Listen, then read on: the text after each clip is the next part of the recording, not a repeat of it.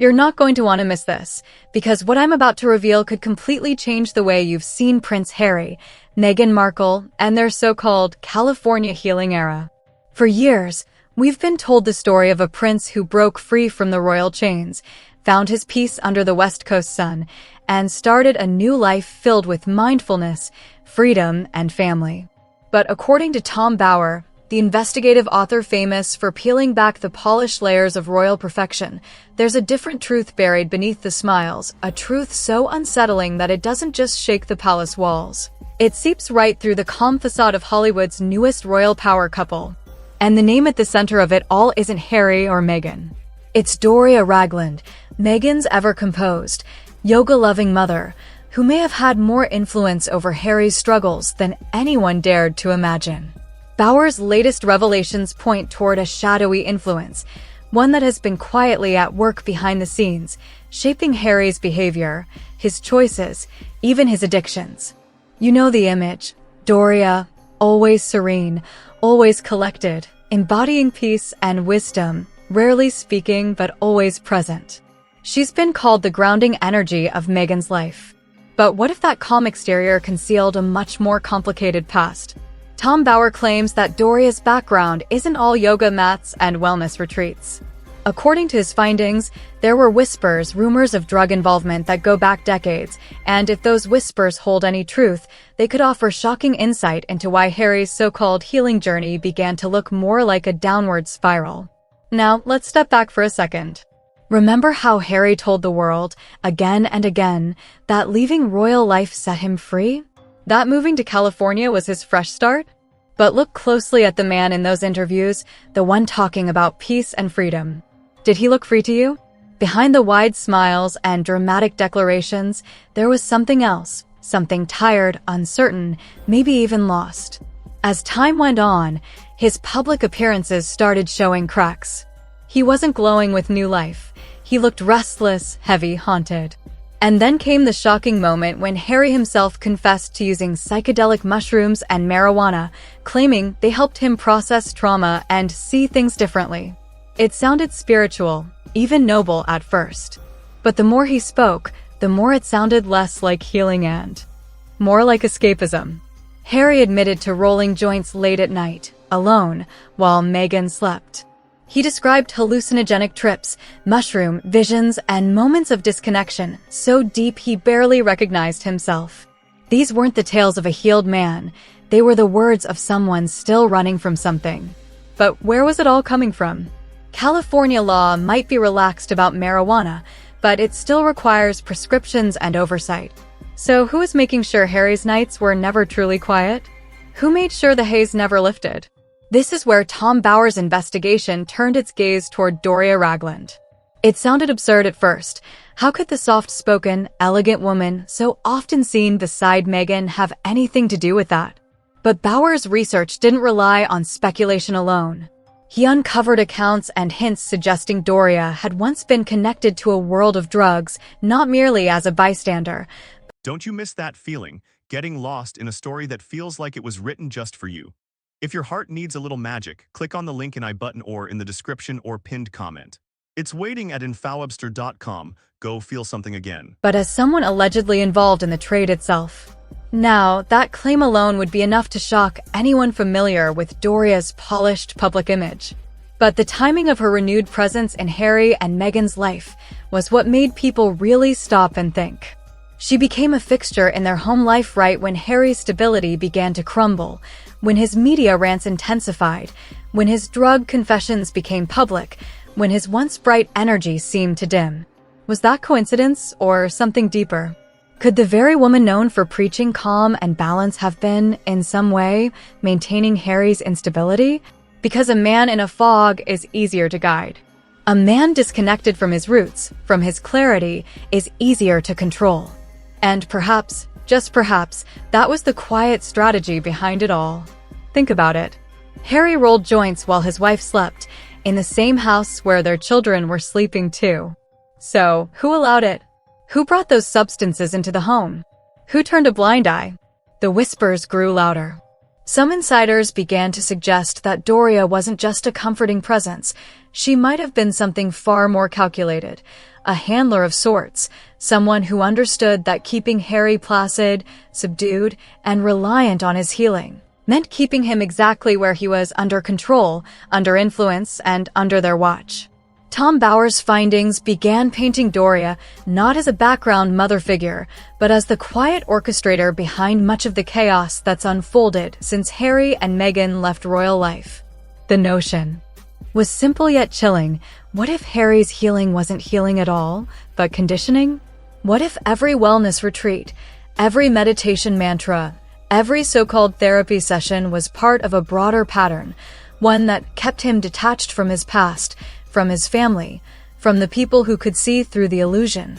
And then came the moment that made the whispers turn into shouts, Harry's own memoir, Spare. In his own words, he confessed to using drugs while living with his young children. He wrote about the substances as if they were harmless experiments, part of his personal journey. But to anyone reading between the lines, it sounded alarming. A father admitting to rolling joints while his kids slept nearby. It wasn't just tabloids that took notice. Behind closed doors, there were murmurs that Child Protective Services might have quietly taken interest. Not because of gossip, but because of Harry's own public statements. It's one thing to talk about mental health struggles, it's another to normalize drug use in a home with toddlers. According to reports Bower reviewed, there were whispers that this concern might have even been formalized, that an alert had been sent, drawing attention to Harry's admissions. And if that's true, the biggest question of all becomes, who would have made that alert? Some theories pointed not to palace insiders, not to jealous ex-staffers, but to someone much closer, to Doria herself. Because if the spotlight began to burn too hot, if Harry's confessions threatened to tarnish the Sussex image, someone needed to take control of the narrative. And what better way to do that than by quietly painting Harry as unstable, troubled, and in need of management, while keeping the brand, the women behind him, untouched. In Hollywood, reputation is everything. Every empire has its villain, and sometimes the most convenient one is standing right next to you. For Meghan and Doria, protecting the image might have meant allowing Harry to become the fall guy, the confused, fragile prince whose trauma could explain away everything. His vulnerability wasn't just a personal struggle, it became the perfect public shield. But the story doesn't end with whispers about drugs or child services. It stretches further into the lifeblood of every Hollywood reinvention, money. While Meghan and Harry appeared to be the face of their own empire, Tom Bower's research suggested that Doria's hand reached far deeper into the Sussex operations than anyone realized. Insiders claimed she wasn't just a guest or a visitor, she was a manager of sorts, quietly overseeing the financial details behind the scenes. She allegedly had insight into which deals were approved, how the earnings were split, what projects were greenlit, and where the profits flowed. It wasn't obvious from the outside. To the public, Doria seemed like a gentle presence, popping in occasionally for family milestones. But those who watched closely began to notice a pattern. Her visibility increased whenever tensions rose, whenever Harry seemed on edge, whenever their public image needed stabilizing. And when things calmed down, she vanished. No interviews, no statements, just silence. The timing felt deliberate. As Bower described it, Doria's power wasn't loud, it was efficient, calculated. She didn't need to speak much to make an impact. While Meghan played the public strategist, shaping the headlines and crafting the narrative, Doria was the quiet operator, ensuring the system kept running behind the curtain. She managed the pressure points, Harry's emotions, his habits, even his access to stability. And the more isolated Harry became from his past life, the more strained his relationships with his brother, his father, and his former friends grew, the stronger that control became. When Harry was officially cut off from royal funds and security, when his bridge back to the monarchy burned for good, that was when Doria's influence seemed to reach its peak. He was emotionally dependent, financially reliant, and psychologically tethered to the only people left in his orbit. The freedom he thought he'd found had quietly transformed into another form of confinement. Watch Harry now, his interviews lack the confidence he once had. The fire in his voice has been replaced with confusion, his rebellious energy dimmed. He still defends the narrative, still claims to be healing, but there's an emptiness behind his words, as if he's trying to convince himself as much as anyone else. And that's exactly what makes Tom Bower's theory so haunting. Because if Doria's alleged influence is as deep as it appears, then the entire healing journey wasn't about liberation, it was about control.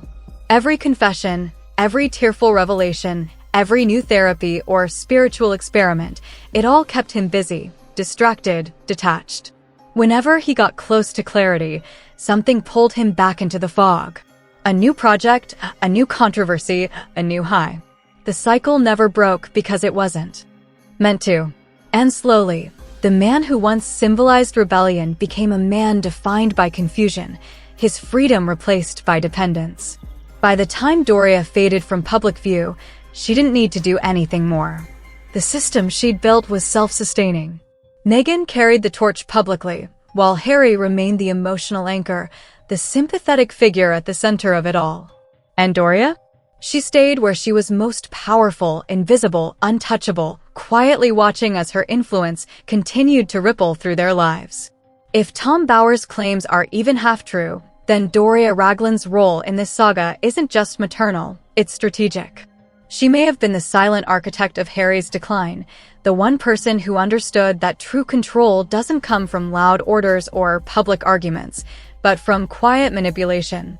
You don't need to shout to steer someone's fate, you just need to whisper in the right moments, to keep them chasing the illusion of healing while you build the walls of their cage. And that's the chilling part. The story the world has been sold of freedom, wellness, and reinvention might just be a smokescreen for something much darker. A prince who traded one monarchy for another kind of rule. A family that preaches light while thriving in shadow. And a mother whose influence has shaped it all from behind the curtain, never raising her voice, but ensuring every note played to her tune. Because in every royal tale, there's always someone who knows more than they'll ever say. And in this one, it might just be Doria Ragland, the quiet woman who turned whispers into power and power into silence.